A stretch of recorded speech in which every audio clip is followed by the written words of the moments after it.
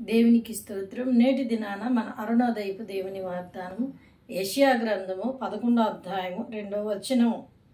యెహోవా ఆత్మ జ్ఞాన వివేకములకు ఆధారమగు ఆత్మ, ఆలోచనను బలము గల ఆధారమగు ఆత్మ. హల్లెలూయా.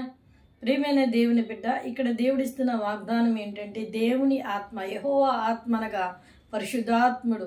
ఆ దినాల్లో యేసుక్రీస్తు వారు ఇంకా భూమి మీదకి రాలేదు కనుక పరిశుద్ధాత్మ సంచారము వచ్చినప్పుడు దేవుని యెహోవా ఆత్మ అనేవారు.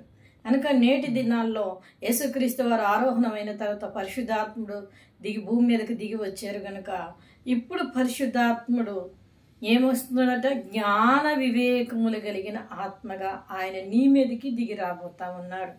దేవుని యందు నువ్వు భయభక్తులు కలిగి ఉంటే, ప్రభునందు నువ్వు దృఢమైన విశ్వాసము కలిగి ఉంటే, దైవత్వంలో నువ్వు మంచి పేరును సంపాదించుకొని ముందుకు నడుస్తూ ఉంటే, జ్ఞాన వివేకములు కలిగిన ఆత్మతో ఆయనని నింపి బలపరిచి ఏ విషయంలో ఎట్టి జ్ఞానము కలిగి ఉండాలో నీకు లేని జ్ఞానాన్ని ఆయన నీకు అందించి ఆ జ్ఞానాన్ని ఆయన నీకు వివరించి పరిశుద్ధాత్ముడు నిన్ను ముందుకి నడిపిస్తాడు. కనుక అరుణోదయాన లేచిన వెంటనే ప్రార్థన చేసుకొని ఈ వాగ్దానాన్ని పట్టుకొని, దేవాని పరిశుద్ధాత్మ నింపుదల నాకు దయచేయండి, నాకు జ్ఞానాత్మ దయచేయండి ప్రభా, వివేకము దయచేయండి ప్రభా.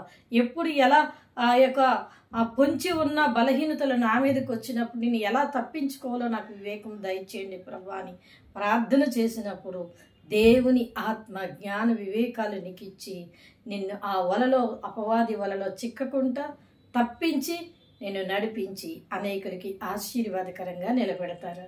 అలా చేసి దేవుడిచ్చిన దేవుని ఆశీర్వాదాలు పొందుకోండి. ఆమేన్.